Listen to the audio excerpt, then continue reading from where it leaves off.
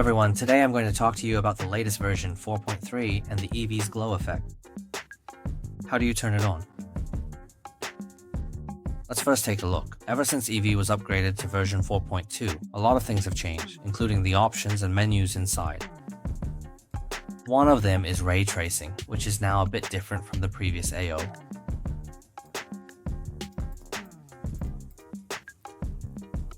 Most importantly, the glow option no longer appears on this panel, but we can still turn it on. So the first step is to change the renderer here in the compositor to the general mode. Now it's showing up, but that option isn't in here. Next, we need to find our compositor. This menu right here. Inside there's something called Warship, and under Warship there's a filter, and within the filter there's an electric glow. Let's add this effect. By default it gives you this stripe effect. You can take a look. Now if we drag the blend all the way to 1, you can see its effect. It looks roughly like this. There are also things like after images and so on. And then as for the glow effect.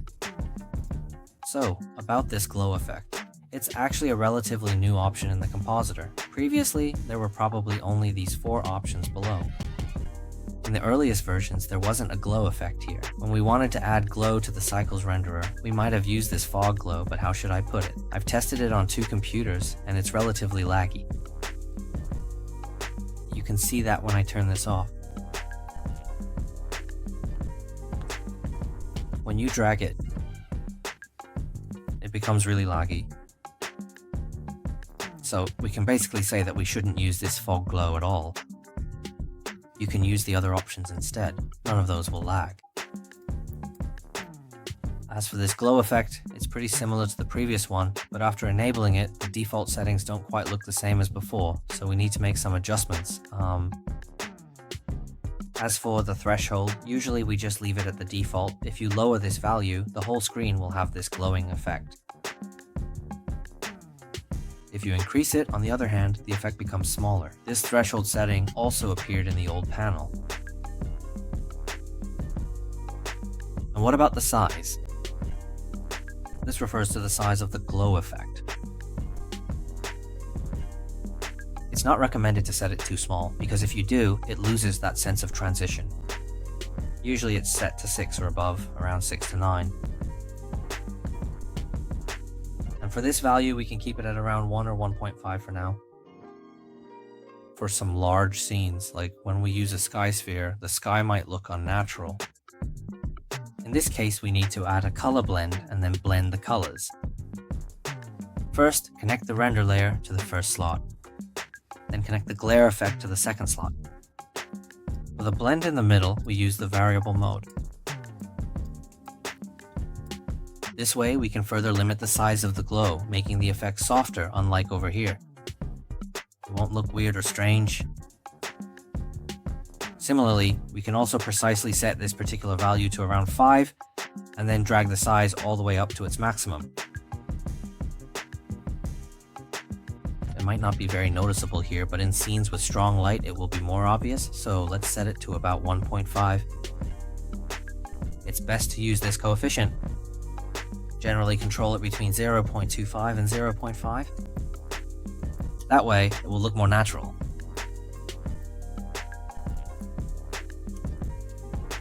If we want to turn it off, just click this disable button to see the effect. It's the same under 6 as well, with the same option.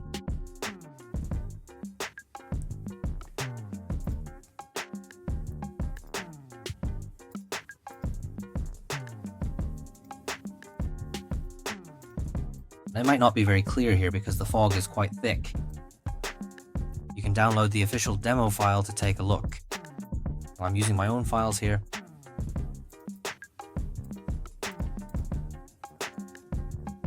You can clearly see that under the CQL section we also have this really nice glowing effect.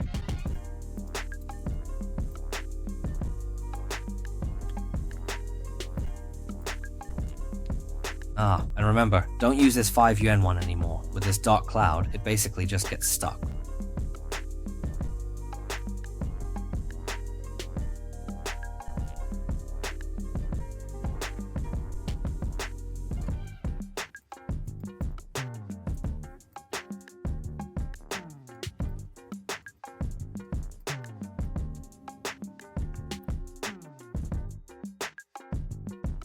That's all for this episode from Max. Hope you all enjoyed it.